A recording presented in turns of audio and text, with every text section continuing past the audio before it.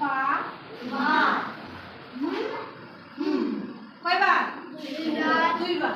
যেই শব্দগুলি আমরা দুইবার উচ্চারণ করি সেটা হচ্ছে ডাই সিলেবল। আরেকটা জিনিস খেয়াল রাখবা, প্রত্যেকটা সিলেবলের মধ্যে একটা ভাওয়াল থাকে। একটা ভাওয়াল নিয়ে একটা সিলেবল তৈরি হয়, ঠিক আছে? খেয়াল করো, ব্যাট, এম, এ, জি, এখানে একটা ভাওয়াল আছে, এ, ই, আই, ও, ইউ, পাঁচটা ভাওয়াল আছে না? ঠিক প্রত্যেকটা সিলেবল মানে শব্দের অংশে একটা করে কি থাকবে? সিলেবলে একটা করে ভাওয়াল থাকবে। তাহলে এটা হচ্ছে ফার মা, সান ডে, দুইবার উচ্চারণ করতে। তাহলে এটা কি ডাই সিলেবল।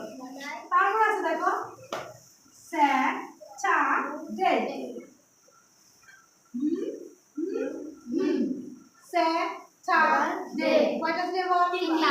এটা তিনবারে আমরা উচ্চারণ করছি। দেখো প্রত্যেকটা সিলেবলের মধ্যে কিন্তু একটা করে ভাওয়াল আছে, আছে? জি। যে সকল শব্দ আমরা তিনবার উচ্চারণ করব সেটা হচ্ছে ট্রাই সিলেবল, ট্রাই সিলেবল।